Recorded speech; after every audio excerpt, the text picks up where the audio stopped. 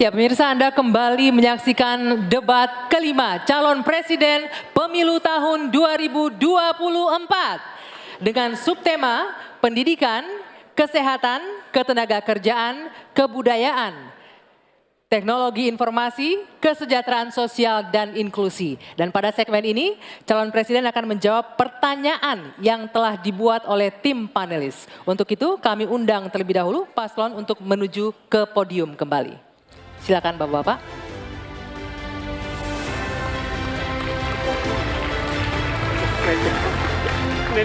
Betul sekali Anggi, KPU juga telah memilih 12 orang panelis untuk mempertajam dan menggali visi misi dan program kerja calon presiden. Sejumlah pertanyaan juga telah disiapkan dan KPU telah menentukan mekanisme agar pertanyaan yang disampaikan sesuai dengan subtema. Di segmen sebelumnya, pemirsa, penyampaian visi misi dan program kerja dimulai dengan calon presiden nomor urut 2. Maka di sesi ini kita akan mulai dengan calon presiden nomor urut 3, Bapak Ganjar Pranowo. Langsung saja kami akan mempersilahkan panelis atas nama Profesor Dr. Aminuddin Syam untuk bisa mengambil subtema pertanyaan dari wadah yang sudah kami sediakan.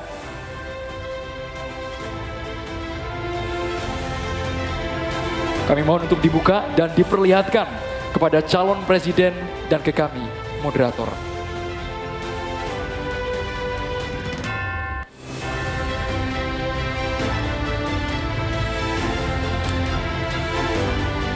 Subtemanya adalah kesehatan. Kami juga akan mengundang Bapak Tolhas Damani MED untuk dapat mengambil undian daftar pertanyaan Bapak dari fishbowl yang telah tersedia. Apakah huruf A, B, atau C yang akan muncul? Bisa diperlihatkan? Huruf A. Baik. Ini pertanyaannya masih tersegel dengan subtema kesehatan. Kita akan membuka dan kami ingatkan kepada calon presiden untuk bisa menyimak baik-baik pertanyaan karena hanya akan dibacakan satu kali. Baik. Pertanyaan untuk calon presiden nomor urut 3, Bapak Ganjar Pranowo. World Population Prospect tahun 2022 menunjukkan angka harapan hidup manusia Indonesia berada di urutan 10 dari 11 negara ASEAN. Salah satu penyebabnya, kebijakan program dan anggaran kesehatan lebih berorientasi pada aspek kuratif daripada promotif dan preventif. Pertanyaannya, bagaimana strategi paslon untuk memprioritaskan anggaran dan program promotif preventif? Silakan waktu Anda 2 menit menjawab, dimulai ketika berbicara. Terima kasih. Kalau tadi dalam pembukaan saya sampaikan mesti preventif dan promotif mesti diwujudkan dalam bentuk kepengetahuan kita terhadap kesehatan minimal untuk kita sendiri. Berolahraga, makan sehat, hidup bersih sehat, saya kira itu yang paling baik. Maka pada tahap berikutnya barulah kemudian kita memberikan fasilitas kesehatan sampai ke desa-desa seperti tadi saya sampaikan, 1 desa, 1 vaskes, 1 nakes. Hanya memang ketika undang-undang sebelumnya mengatur bahwa ada persentase dari anggaran untuk kesehatan mesti diberikan, terpotong kemarin. Rasanya ini mesti dikembalikan. Angka 5-10% menjadi angka yang bisa memastikan dalam politik kesehatan kita, layanan itu akan jauh bisa lebih baik. Namun ingat, kalau kita bicara angka harapan hidup, maka terhadap mereka mesti mendapatkan layanan kesehatan baik, mereka mesti mendapatkan hiburan yang baik, budayawan juga bisa membantu mereka untuk bisa membahagiakan mereka. Maka pada saat itu ternyata ada juga keinginan dari masyarakat, kami juga perlu mendapatkan layanan yang baik. Maka kalau kemudian kami bisa mendapatkan layanan baik, maka kami merasa nyaman, kami senang, dan hidup kami akan lebih panjang.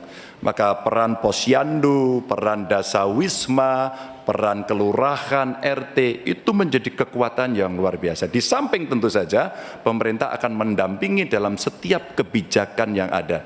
Sehingga dalam politik anggaran ada persentase yang mesti disiapkan agar anggaran kita bisa cukup untuk bisa memenuhi. Tentu ini kita bisa lakukan secara bertahap. Dan itulah program yang cukup bisa komprehensif menyelesaikan bagaimana harapan hidup bisa jauh lebih panjang. Ya, selanjutnya kami berikan kesempatan untuk Capres nomor urut 1 Bapak Anies Baswedan menanggapi jawaban yang disampaikan oleh Pak Ganjar. Silakan Pak Anies, waktu Anda 1 menit dimulai ketika berbicara.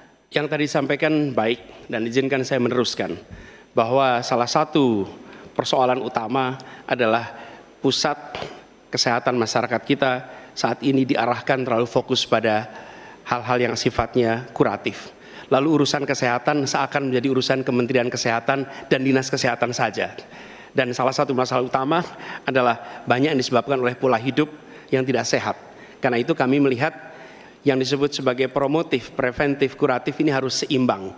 Jadi kesehatan itu harus lintas sektoral. Kami pernah lakukan ini di Jakarta. Yang kita kerjakan misalnya membangun air bersih misalnya di Kepulauan Seribu supaya mereka dapat air yang sehat.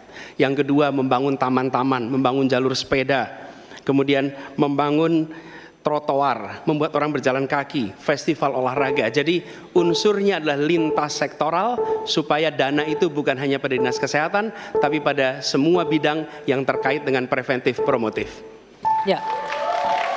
Berikutnya kami persilakan Capres nomor urut 2 Bapak Prabowo Subianto untuk menanggapi jawaban dari Pak Ganjar. Silakan Pak Prabowo, waktunya 1 menit. Jadi saya lebih ke arah solutif langsung dan cepat. Masalah kesehatan di Indonesia adalah kurangnya dokter. Kita kurang 140.000 dokter. Itu utama. Bayangkan kalau ada yang kena stroke atau serangan jantung, 2 sebab yang paling besar kematian di beberapa kabupaten tidak ada spesialis jantung atau spesialis stroke. 2, tidak ada perlengkapan yang memadai. CT scan, PET scan jarang ada di kabupaten. Ini harus kita atasi dan ini bisa kita atasi. Jadi solutifnya demikian. Dan yang paling penting dalam preventif adalah makan bergizi untuk anak-anak dan ibu-ibu yang melahirkan.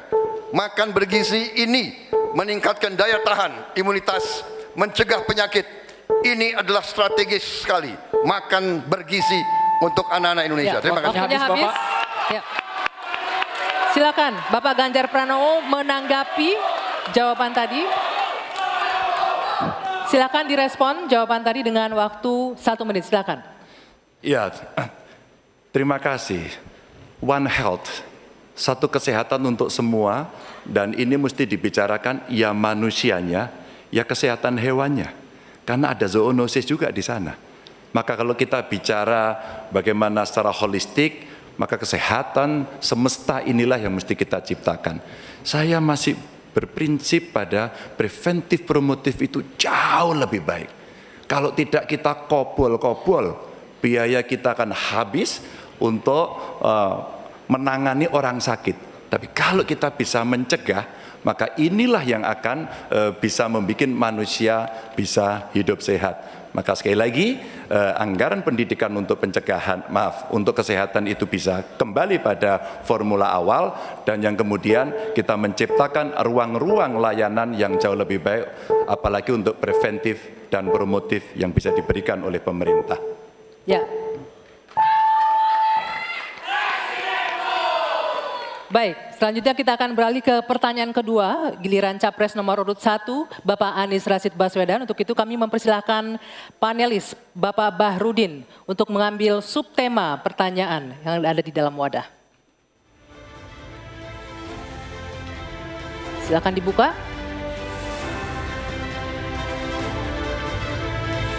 Diperlihatkan ke Capres dan moderator. Teknologi informasi ya. Dan selanjutnya kami undang Bapak Damar Juniarto untuk mengambil undian daftar pertanyaan dari wadah. Silakan dipilih.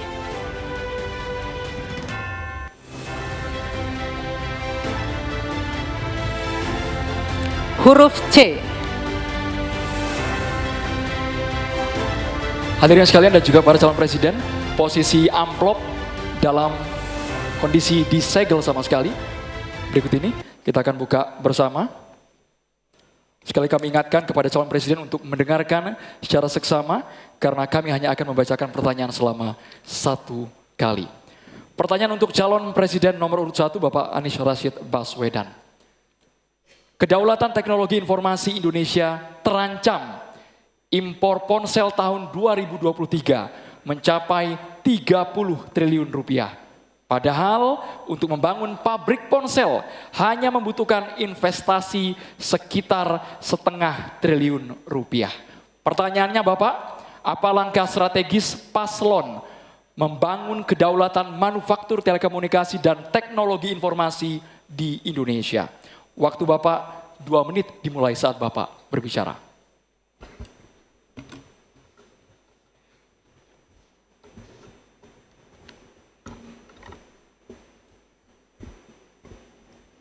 Terima kasih.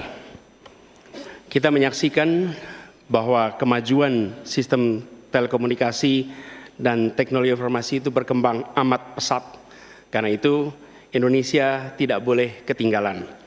Dan gagasan kita adalah 1, peningkatan kualitas manusia dan inovasi di sektor teknologi informasi dengan cara pairing, berpasangan, mendatangkan pakar untuk bisa melakukan alih teknologi bersama-sama.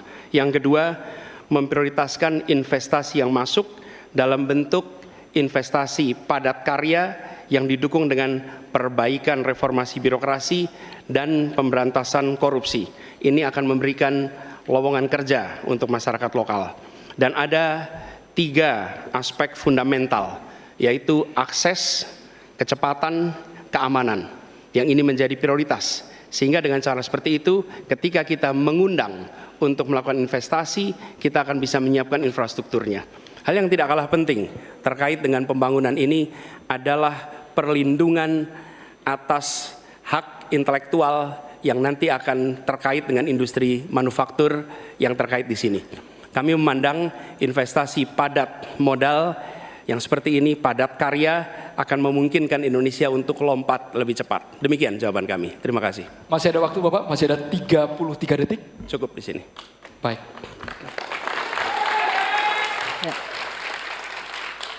Selanjutnya kami berikan kesempatan kepada calon presiden nomor urut 2, Bapak Prabowo Subianto untuk menanggapi jawaban yang disampaikan oleh Bapak Anies Baswedan. Waktu Bapak 1 menit dimulai saat Bapak berbicara. Kalau saya selalu solutif dan tindakan. Kalau memang hanya setengah triliun, perlu kehendak politik, ya bangun itu pabrik segera. Jadi itu pertama. Kedua, masalah teknologi selalu berurusan dengan sumber daya manusia. Kita harus sekarang mendidik anak-anak kita lebih banyak di bidang sains, teknologi, engineering, mathematics. Ini sangat mutlak. Baru kita bisa bersaing. Kalau kita tidak punya awaknya bagaimana? Jadi program kami memberi beasiswa. Tadi saya sudah katakan 10.000 kedokteran, 10.000 di bidang sains, teknologi, engineering, dan mathematics. Kita ambil yang terpintar dari Indonesia, kita kirim ke luar negeri, kita bangun fakultas-fakultas STEM yang lebih banyak lagi di Indonesia. Baru kita rebut teknologi, saudara-saudara. Dan yang penting kehendak politik. Ya bangun pabrik itu. Saya kira itu saja, selesai. Mohon tenang hadirin sekalian. Harap tenang terlebih dahulu. Tolong tenang. Selanjutnya calon presiden nomor urut 3, Bapak Ganjar Pranowo untuk menanggapi atas jawaban yang disampaikan oleh Bapak Anies Rashid Baswedan. Silakan Bapak Ganjar, waktu Bapak 1 menit dimulai saat Bapak berbicara. Kita punya industri swasta untuk gadget. Pabriknya ada di Semarang. Harganya terjangkau, lebih murah. Kalau itu bisa masuk e-katalog kita, sebenarnya kita bisa membantu dia. Atau yang kedua, kita bisa menugaskan kepada PT lain. Kalau nggak salah dulu pernah akan dibuat ini. 1 komputer, 1 laptop seharga maksimum 1 juta. Sayang, kalau ini tidak kita pastikan tanpa penugasan dari pemerintah, maka tidak pernah selesai. Kalau tidak, pilihannya adalah bergandengan tangan dengan industri yang ada di luar, dengan brand-brand internasional, tapi pabriknya di Indonesia. Politik ini kalau kita mau komparasikan, di India pernah dilakukan. Sehingga apa? Transformasi pengetahuannya, teknologinya, semua akan bisa dilakukan dan kita akan mendapatkan nilai tambah. Gen kita akan ditambahkan di situ, kita bisa melakukan tindakan-tindakan untuk mencapai kemandirian sehingga kelak kemudian kita tidak terlalu bergantung. Waktunya habis. Saatnya calon presiden nomor urut 1, Bapak Anies Rashid Baswedan untuk merespon tanggapan calon presiden nomor urut 2 dan juga nomor urut 3. Silakan Bapak Anies, waktu Bapak 1 menit dimulai saat Bapak berbicara. Tadi saya sampaikan garis besar gagasan untuk kita bisa membangunnya. Ketika sampai kepada kegiatan praktis, maka pendekatannya kolaboratif. Negara adalah regulator dan negara memberikan ekosistem yang sehat. Panggil pelaku yang selama ini terlibat, baik swasta maupun BUMN. Sampaikan ada kebutuhan membangun pabrik telepon seluler. Tanya apa yang dibutuhkan dari negara. Yang dibutuhkan apa? Apakah perizinan? Apakah dana? Apakah keleluasaan pajak? Semua yang menjadi kebutuhan diberikan. Tapi pelakunya tetap swasta ataupun BUMN. Jadi fungsi kita ketika bicara membangun, bukan negara yang membangun, tapi memberikan pada BUMN atau swasta dan yang sudah bergerak di situ, siapkan infrastrukturnya, beri target waktunya, lalu eksekusi, tunggu peresmiannya. Terima kasih. Berikutnya, pertanyaan untuk calon presiden nomor urut 2, Bapak Prabowo Subianto. Untuk itu kami persilakan panelis, Profesor Emeritus Pascalis Maria Laksono, PhD, untuk dapat mengambil subtema pertanyaan Bapak yang sudah tersedia di wadah. Kami mohon untuk menunjukkan subtema tersebut kepada masing-masing calon presiden dan juga ke kami, moderator.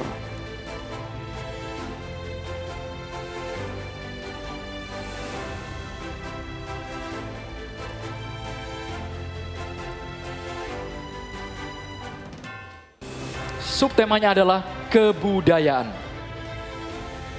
Kami akan undang selanjutnya Bapak Imam Prasojo untuk mengambil undian daftar pertanyaan dari Fishball. Apakah huruf A, B, atau C? Huruf C, kebudayaan. Ya, ini dia pertanyaannya. Masih tersegel dan kita akan buka. Pertanyaan hanya akan dibacakan 1 kali. Harap disimak dengan baik. Oke.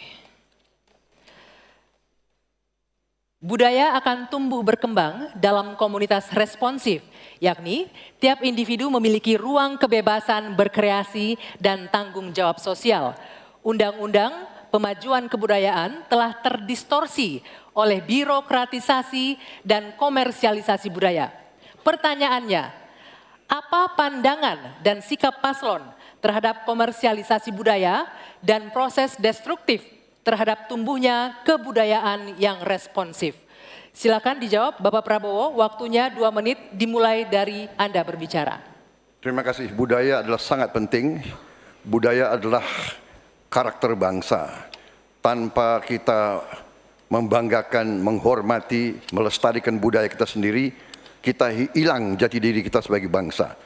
Semua bidang harus kita bantu, kita lindungi. Kami Prabowo Gibran merencanakan ada dana abadi budaya untuk memberi dorongan, dukungan untuk semua aktor-aktor, pelaku-pelaku budaya kita di semua bidang. Ini adalah mutlak bagi kita. Budaya kita sebagai contoh pencaksilat, bela diri, warisan nenek moyang kita. Saya sendiri sudah 37 tahun mengurusi pencaksilat. Belum lagi budaya-budaya lain seperti sendera tari, seperti wayang kulit, wayang orang, wayang golek, dan segala macam musik kita. Ini selalu harus pemerintah, saya agak berbeda, saya tidak ikut faham-faham neolib bahwa pemerintah bukan hanya regulator, pemerintah di depan, pelopor, intervensi bila perlu, bekerja untuk rakyat, membantu. Dan bidang budaya, pemerintah juga harus di depan, menjaga, melestarikan semua budaya kita di semua bidang. Terima kasih, selesai. Masih ada waktunya? Masih ada waktu Pak Prabowo? Cukup? Baik. Cukup. Silakan. Saya persilakan untuk Capres nomor urut 3 Pak Ganjar Pranowo menanggapi jawaban dari Pak Prabowo. Waktunya 1 menit, dimulai dari Anda berbicara. Silakan. Kalau benturannya antara budaya dan birokrasi, maka sikap birokrat. Birokrat itu cukup fasilitasi saja, dan para pelaku seni budayawan dialah yang mengerjakan. Maka budaya akan tumbuh dan pemerintah akan bisa melihat bagaimana proses kreatif itu berjalan. Apakah itu nyanyi, apakah itu filmmakers, apakah itu para pencipta, penulis buku, semuanya. Sehingga terhadap mereka perlu dilindungi. Tapi berikan itu kepada mereka agar mereka bisa mengurus sendiri. Kalaulah mereka kemudian berekspresi, pemerintah nggak perlu takut. Masa takut sama pentasnya Butet? Kamu boleh loh pentas tapi tidak usah ngomong politik. Enggak, pemerintah mesti dikritik, pemerintah mesti waras, pemerintah mesti dalam track. Dan biarkan mereka mengekspresikan dengan seninya, dengan karakternya, dengan budayanya. Dan kita cukup fasilitasi mereka yang akan mengerjakan. Begitu, birokrasi tinggal duduk untuk melihat hasilnya. Ya, selanjutnya kami berikan kesempatan untuk Capres nomor urut 1, Pak Anies, menanggapi jawaban Pak Prabowo. 1 menit, waktunya dimulai dari Anda berbicara. Kekayaan Indonesia adalah justru pada kebudayaannya. Dan kebudayaan itu bukan satu sektor pembangunan, tapi justru seluruh kegiatan pembangunan ini tujuannya adalah membangun kebudayaan. Jadi tujuan dari seluruh sektor pembangunan membangun kebudayaan. Karena itu yang harus dikerjakan pemerintah adalah menciptakan ekosistem yang sehat sehingga para budayawan bisa memunculkan ekspresinya. Dan budaya itu bukan hanya dirawat. Kalau dirawat seakan-akan dia warisan masa lalu saja. Budaya itu harus dikembangkan sehingga terus-menerus berkembang. Karena itu kami melihat perlu dibentuk dan kami berencana Kementerian Kebudayaan yang nantinya akan menjadi penyalur sumber daya dari negara untuk diberikan kepada kalangan budayawan agar mereka tumbuh berkembang membangun karya-karya kebudayaan yang luar biasa di Indonesia. Terima kasih. Ya.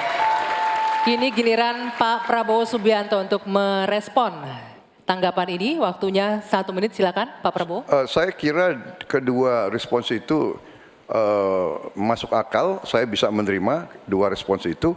Memang banyak benarnya, ya kita harus benar-benar memberi ruang untuk inisiatif, untuk inovasi, kreativitas.